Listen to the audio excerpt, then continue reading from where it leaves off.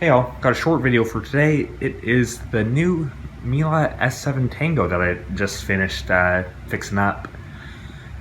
And this has been kind of one of my dream vacuums for basically since it came out about a decade ago. But unfortunately, this color scheme is pretty hard to find nowadays. But I managed to finally find one and order it, so that sounds good, right? If you don't know anything about Miele S7s. But if you do know about Miele S7s, you kind of know that, you should never really buy one of these things without either being able to test it in person or with a good return policy.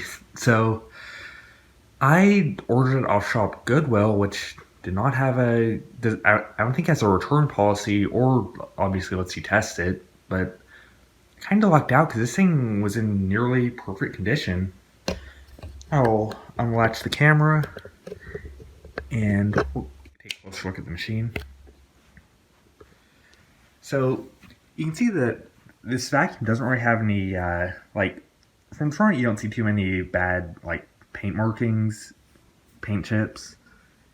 Just go up, and paint job looks really good for its age. In fact, the paint job's the entire reason I wanted this one. You can see some damage right around here, where the vacuum would have been hitting stuff on the side, and that's actual damage down to the plastic beneath the paint. Anything that I could get off with either Windex or a magic eraser, that stuff's already gone. But yeah, this is my first real German Miele, and I say that I like it a lot. It's just that this vacuum has a lot of flaws because I don't think Miele has any idea how to make an upright. But it's a cool vacuum. Very overcomplicated in the way that a lot of mid 2000s uprights were. Record Tandem Air, Hoover Z, Hoover Dual V. It seems like the vacuum companies were very experimental around that time.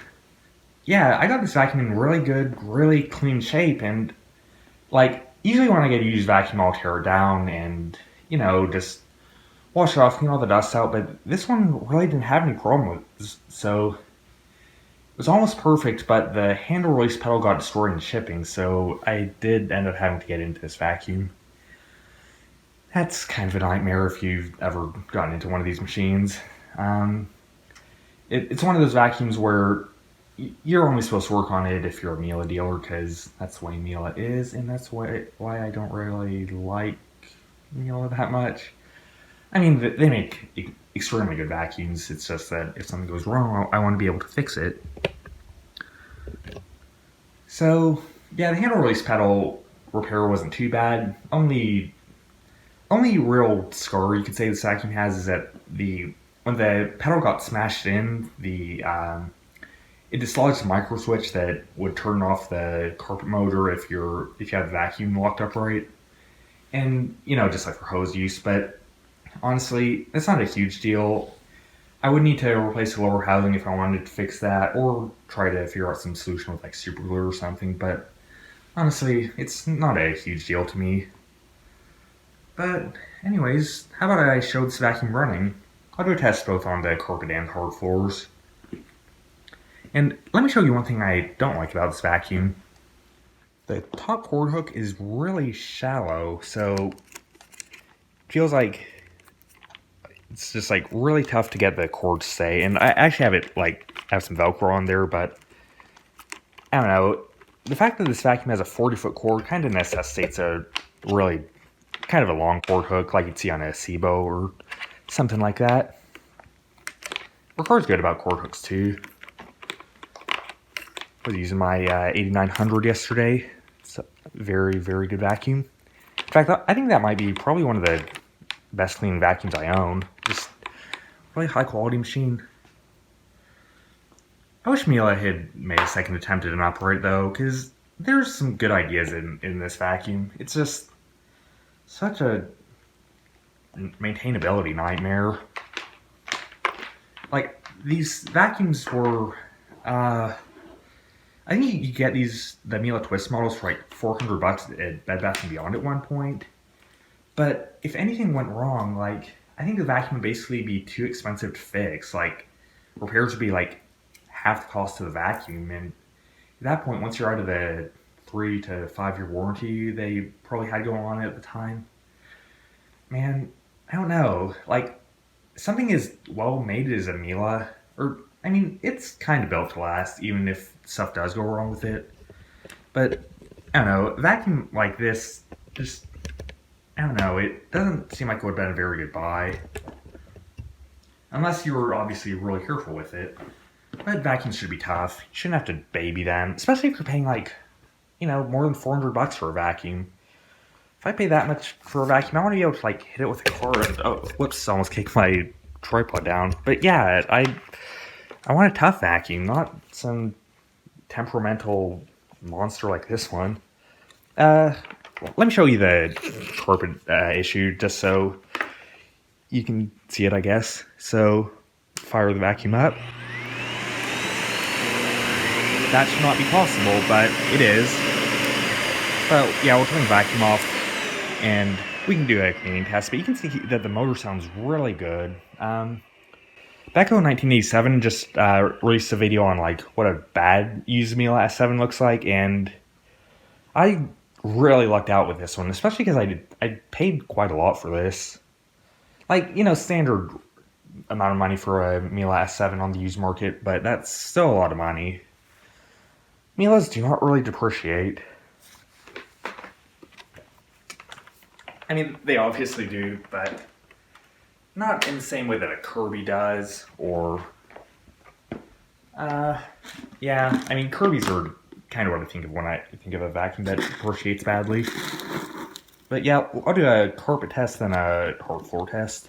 This vacuum's got a very cool spring-loaded Brushroll system, where instead of a height adjustment like you'd see on like a Swivel Felix or an automatic system like on a Swivel Automatic X or a floating head like on a Recurve 8900, there's actually springs that lift the Brushroll up and down.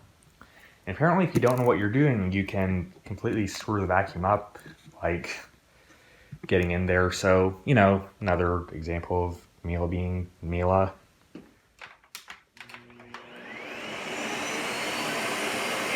The power settings. So you have this, which is lowest, second lowest.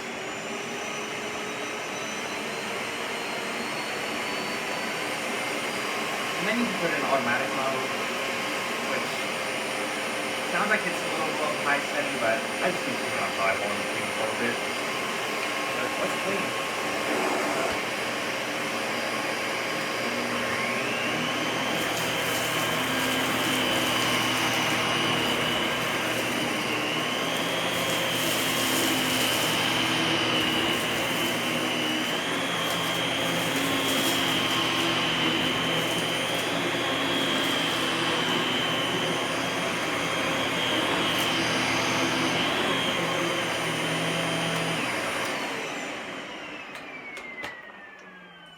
And you can see that this vacuum has a really excellent swivel neck system. Like, in my opinion, it's probably better than what's on the Felix or the Oric Magnesium. I know this is probably kind of an unpopular opinion in the vacuum enthusiast community, but I do think the Dyson Ball has a pretty good system, at least on the DC50. It feels kind of responsive, and this one also has a really good swivel, and probably the best that you can get, like, other than like a swiveling hard floor tool on a canister. But the problem is, this vacuum weighs like 22 pounds, which is like Kirby or Radiant's weight. Like, I think Miele really could have simplified this machine a lot. Just taking out a lot of like the weird like wheel stuff and just the swivel neck. In fact, I bet the swivel neck is kind of what led to this vacuum becoming so overcomplicated in the design phase. They probably just like insisted on having that feature, and yeah, ended up with the vacuum having super complicated air path and stuff like that. Oh, okay, I have to do this really quick because I am about to pick up some dinner for myself, and I should have left about 5 minutes ago.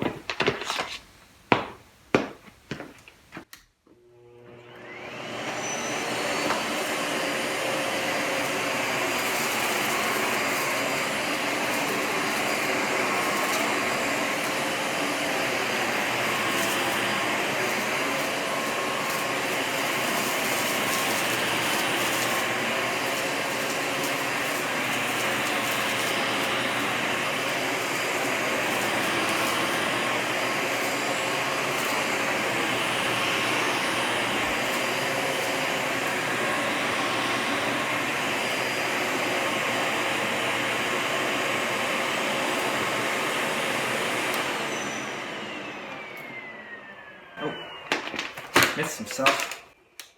Let's see what those can do.